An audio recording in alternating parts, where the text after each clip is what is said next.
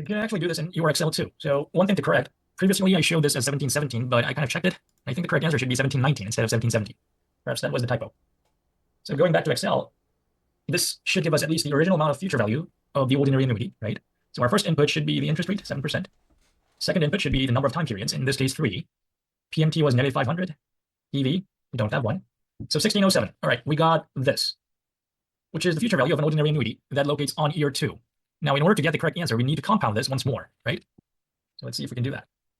So all we have to do is multiply this using 1 plus 0.07, which is our interest rate, right? So there you have 1719, which is pretty much the same answer we got here. All right, next financial instrument that we have to learn is what we call annuity due. Again, a huge difference between those ordinary annuities and the annuity dues are the time period of your first repetitive payment. So from the ordinary annuity, our $100, which is our first repetitive payment, began from year 1, right? Now, the repetitive payment, the 100, actually begins immediately, right? This is what makes it different, completely different from ordinary annuity and the annuity due. Problem is, if this is the case, still, I think we should be able to calculate the future values and the present values, right? Problem is, where should these end up with? Obviously, the future value of annuity due, still, that should be on year 3, which is the last time of our time period. And what about the present value here? Well, for the present value, still, according to our timeline, that should end up on time 0, right? So keep this in mind, but to understand how it works, right? Just like I did from those previous questions, but suppose there's a hypothetical time period, -1, one period before time 0, which is today, right? So if you just focus on this red box instead of year 3, forget about year 3 for now, but instead of that, if we focus on this red box only, this completely looks identical to the format of ordinary annuity, wasn't it? Which the repetitive payment begins from 1 period after today. So if this was the case for the ordinary annuity, if we actually calculated the future value, that should end up with the same time of our last payment, right? Which is in year 2. So for the annuity due, we have to at least compound this future value once more, just like what we did from practice problem 5, right? Then we can think of the same format here for the present value too, shouldn't it be? If we calculate the present value of this ordinary annuity, where does that present value end up with? 1 period before our first repetitive payment, which is equal to time period -1, right? So to come up with the proper timing of present value for the annuity due, we have to at least compound this present value once more, which is still identical format, just what we have done for the future value. So we can come up with a generalized expression between the future value and the present value for both annuity due and the ordinary annuity. Basically, future value of annuity due should be the same thing as the future value of ordinary annuity, but we have to multiply that with 1 plus r. In other words, we are compounding this future value of ordinary annuity once more, right? So as a matter of fact, if we just write down the formula of future value of annuity due, this is how it looks like. And according to what we have learned so far, this part here is actually the same thing as future value of ordinary annuity. We're just adding up, multiplying 1 plus r. So if you actually recall, our future value of ordinary annuity was 331. So if you multiply with that 10%, then we can actually end up with the proper future value of annuity due. Same thing for present value too. The present value of the annuity due should be exactly the same thing as present value of ordinary annuity, but multiplied by 1 plus r. So I think you can actually get a sense of this part here is actually the same thing as present value of ordinary annuity. And if we go back, this was the value for present value for our ordinary annuity from one of those examples that we covered together. So if you multiply that using 10%, there's your present value of annuity due. Question is, how do we do this in using our tool, either using financial calculator or Excel, right? So from the calculator on the first hand, pretty much the same thing. So inputs are still the same as ordinary annuity for annuity dues. Just like the case of ordinary annuity, the inputs are pretty much the same thing, except before typing in those inputs, if you're using BA2+, we have to change the setting. So this is how you actually change the setting for that. Basically, what you're doing here is to change your setting of your calculator that your first payment begins from the beginning of your time period instead of your end period. How to change that, press second. And if you go into your PMT button, on top of it, you'll see BGN. So press on it. Then for now, I think what you'll see on the screen should be END. When it comes to annuity on it, that you're first actually change the setting for that. Basically, what you're doing here is to change your setting of your calculator that your first payment begins from the beginning of your time period instead of your end period. How to change that, press second. And if you go into your PMT button, on top of it, you'll see BGN. So press on it. Then for now, I think what you'll see on the screen should be END. When it comes to annuity due, you have to change this into BGN. And how to change it, you have to press second. And on top of the button enter, you'll see set, right? And this is the one you have to tap on. Then it changes up to BGN, right? Let's see, the calculator is showing up an answer based on annuity due. So 3 for N, 10 for interest rate, 0 for PV, 100 for PMT. Make sure to convert that into negative. Compute future value. Now you're having a totally different answer from the ordinary annuity, right? And I believe for TI-84, it's much way easier because TVM function from the TI-84, actually you can adjust BGN to END anytime on the TVM function itself, right? One thing I asked you all though, make sure to convert this back into END if you're using BA2+. Otherwise, it'll kindly mess up all your answers based on annuity due. All right. Then how do we use this in our Excel? Let's check this out. So for the future value of annuity due here, for example, if we are supposing using the same inputs, let's see how we can calculate the future value of an annuity due. Now, future value function, still the same thing. Inputs, first one is the rate, right? Interest rate 10%. Number of time periods 3 it was. PMT negative 100. Now PV, we don't have one. Now at this point I used to just close out the bracket. Instead, if I press down the comma again, do you guys see this? So either if you can input 0 or 1 based on whether the repetitive payment begins from the end of period or from the beginning of the period. Now here we want to calculate future value of an annuity due, which the repetitive payment begins from beginning of the period, right? So I'll type in 1 here, which is setting up this function to begin from the beginning of the period. If I close out the bracket, press enter, here you'll see 364, which is the same answer we got from annuity due, right? Present value works the same way. So this time it's present value function, rate 10%, 3 for NPR, number of time periods, PMT, well, even though you don't see one right now, this was 100, right? Future value, we didn't have one. Type still, it's 1, right? Setting the start period from the beginning of the period, close out the bracket. 273.55. That's our present value for the annuity due. Let's see if this is throwing out the correct answer. 273.55, right? So either you can do this from your calculator, both from PA2 Plus or TI-84, or even in Excel too. I hope you guys don't have any problems on this. Now, this is also one thing we have to at least learn how to calculate. We call it uneven cash flows. We call it uneven cash flows because unlike the annuity, right, which we had repetitive payment, look at this. Now the payments are not exactly identical across years. Rather, we have very different PMTs. So we can't really just consider PMT to address all of those cash flows, spread it all those from year 1 to year 4, right? Under the 4% of interest rate, how do we calculate the present value of this? Now, at least what both tools of calculator and Excel are doing for us is this, discounting all those corresponding cash flows all the way back into time 0 using the 4% of interest rate, right? If we sum these up, we should be able to have 597 around that present value. Now, how do we do this in our calculator? Now, for the calculators, this is the function you have to at least rely on. We call it cash flow register function. If you click on it, well, there are several inputs that I already kind of used in my previous stage. So if you want to remove anything that you have typed in already, make sure to remove it by using second and clear work. That should help you to get rid of everything what you typed in previously. That should be a good habit. So we don't have any cash flows for year 0, right? So 0 for cash flow 0. Press down arrow key once, then you can type in what's called cash flow at year 1. That was 100, right? Now down arrow, if you press down arrow key from here, it'll ask you to type in what's called F01. This is actually what's standing for frequency of that cash flow happened at year 1. Now the 100 actually just happened once, so we don't have to change anything from here. Just type in down arrow key. Then the cash flow at time year 2, that was 300, right? Now from here, you can take 2 different courses, 2 different paths. 300 actually happened twice in a row. So you can either go ahead and press down 2, so setting up the frequency into 2 times, right? Or rather than just going through typing in cash flow 3 manually. So I'll do this, I'll type in manually for this case. And your final cash flow at 4 should be 50, right? Now that I handled all of those cash flows, right? So at this point of time, you go into tap the NPV button, and it's asking you to type in the correct interest rate, which was 4%, right? Once you type in your interest rate, go tap the down arrow key once more. And if you press compute, there's your NPV. All right. Now for Excel, uneven cash flows, that becomes way much simpler, I think. And I believe the way how TI-84 works the same way as Excel rather than BA2 Plus. So here we're going to use NPV function here, right? So the first input that they are asking for us is the interest rate, which is 4%. Rest of the thing you have to do, press comma and drag every inputs that you want to calculate for the net present value. That's it. Now here we don't have any problem ending up 597, which is the correct answer. But I think I kind of jumped into this from the previous class, but any case you have any cash flow at time 0, that's the point you have to be careful. Because what this NPV function do is like this. So this NPV function discounts all these inputs based on the interest rate you just typed in, which is F2, 4%. So for example, suppose you had another cash flow at time 0, right? And let's say we have the same inputs for the rest of them. If I do the same thing, typing in 4% of interest rate, but if I drag all these inputs, then I should get a very different answer. Why is this?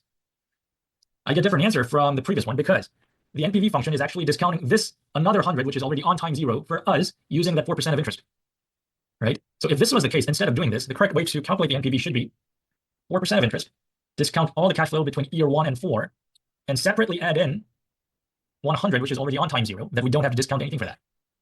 Probably this is due to the Excel recognizing this as a percentage, but if we change that into general, this should be at least correct answer that you get, which is also slightly different from here, right?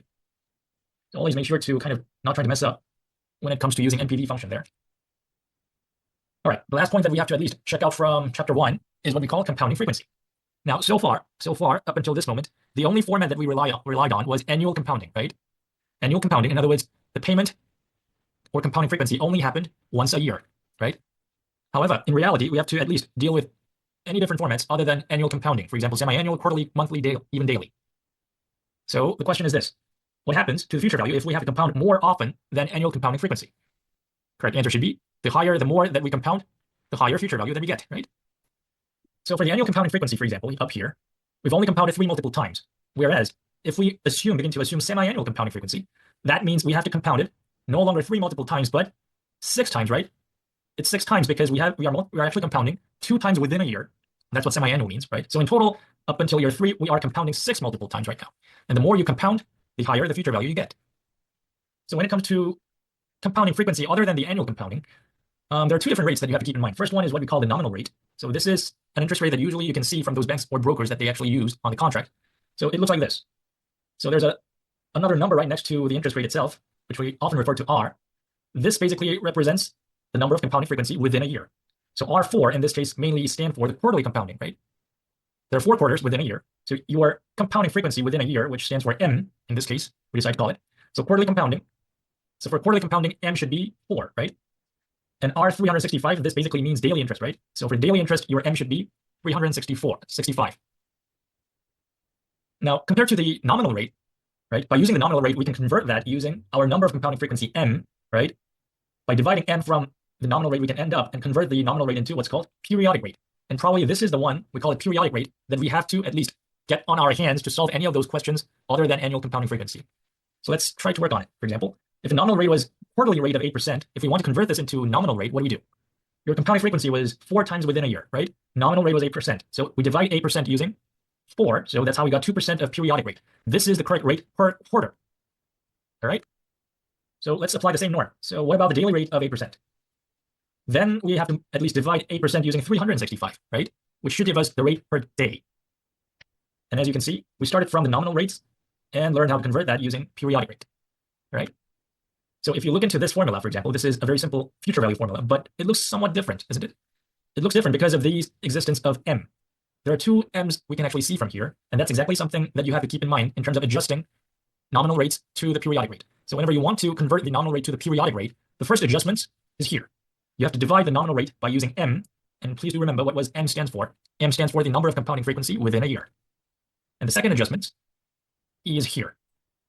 The first one, you have to divide the periodic rate inside the bracket, whereas the second adjustment, you have to multiply that to the total number of years you are thinking of, right? So the first one, you have to divide your nominal rate, whereas you also have to adjust the total number of compounding periods. So in this case, you are multiplying that using M, right? Let's take an example here. So what about this one? $100 at 12% nominal rate with semi-annual compounding for the next 5 years, right? And we are looking for the future value. So these are the inputs, isn't it? So we started from the nominal rate of 12%, but we are talking about the semi-annual, so your M becomes 2. However, in total, we have 5 number of years, right? So at least you can convert nominal rate to periodic rate, which is 12% divided by 2. That should give you at least 6%, correct? PV is the same thing. So once you do your own calculation about the future value, this is what you should get, 179. And as you can see, compared to the basic annual compounding, the more frequent you compound, the higher future value you get, right? So try to pause here again and see if you can figure those out. I'll give you a couple of minutes. All right, assuming you have done so. So let's start with the first question. So at least the condition is this. What are the present value of the 500? What is the present value of 500 under 3 different conditions? So the first one is giving us 12% nominal rate semi-annual, but discounted back 5 years. Always keep in mind to come up with timeline first so that you can visualize the problem, right? This is how the timeline should look like, isn't it? So in total, you have the 5 years, right? But we're talking about semi-annual compounding, so 2 multiple compoundings within a year. So in total, this is the total compounding periods that we are thinking of.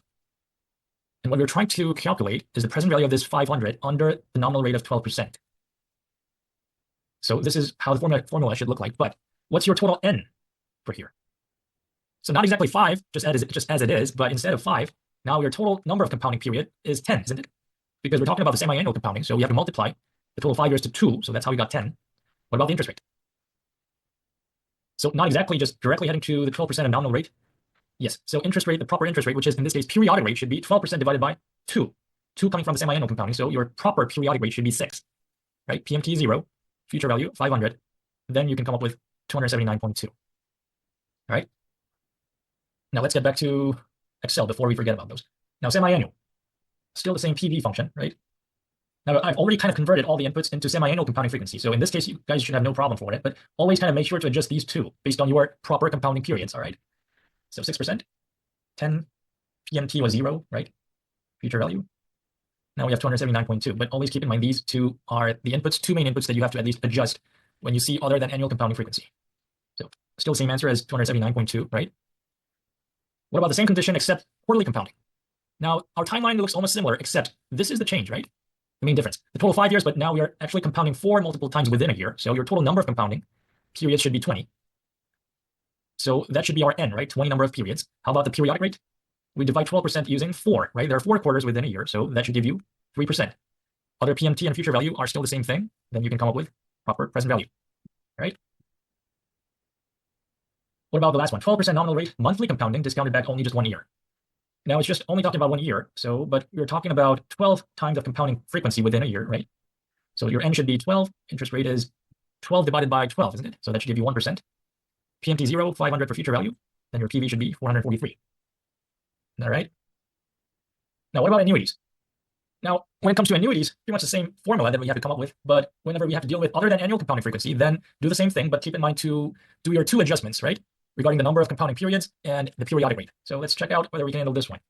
So assume you have to pay $100 to your bank every month, right, for the next 2 years. Under the nominal rate of 12%, compounded monthly, what's the present value of this loan? So what is your nominal rate in this case? 12% as it is, right? Then if I asked you how to convert that into periodic rate, your answer should be, right, we're compounding monthly, right? So 12% divided by 12, that should give you 1%. This is the correct periodic rate that we are going to use.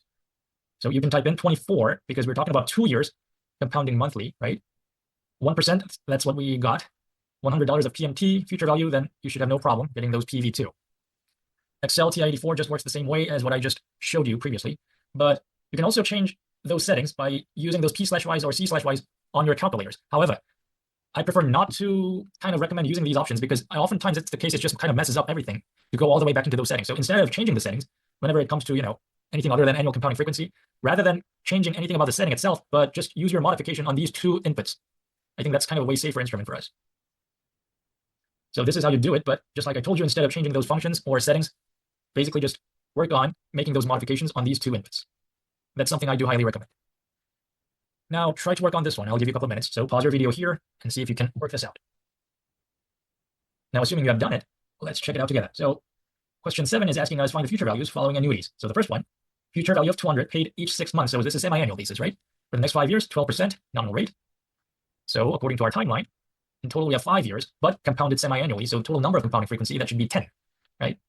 $200 paid each semi-annual basis. So your nominal rate is 12%, right? What's your periodic rate? We should divide the nominal rate using 2, so that should give you around 6%, right? So your total number of time periods, I believe it's 10, right? Not actually 5 years. So interest rate should be 6%, right? We don't have the PV at this moment. We're talking about annuities. PMT is negative 200, so your future value should be 2636, right? Let's see if we can get the same answer from the Excel. So I've already did my modification on those 2 inputs. So this is now periodic rate, and the total number of compounding frequency I'm talking about is 10 instead of 5 years, right? So future value, rate is 6%, number of time periods 10, PMT was negative 200, right? PV, we don't have one, so if I just close out the bracket, 2636, which is almost the same answer as here, right? Now, what about next one? So we're talking about still $200 of annuity each 3 months, so this is a big hint, where we're now supposing quarterly basis for the next 5 years under the same nominal rate of 12%. So in total, still the 5 years, but we're now compounding 4 times within a year, so your total number of compounding frequency is now 20, right? Nominal rate still 12%, isn't it? Periodic rate, whereas we have to divide that using 4, so 3% it is. So in total, we have 20 number of compounding frequencies, 3% of periodic rate, PV 0, PMT 200, negative 200 it is. This is how you got it. Future value.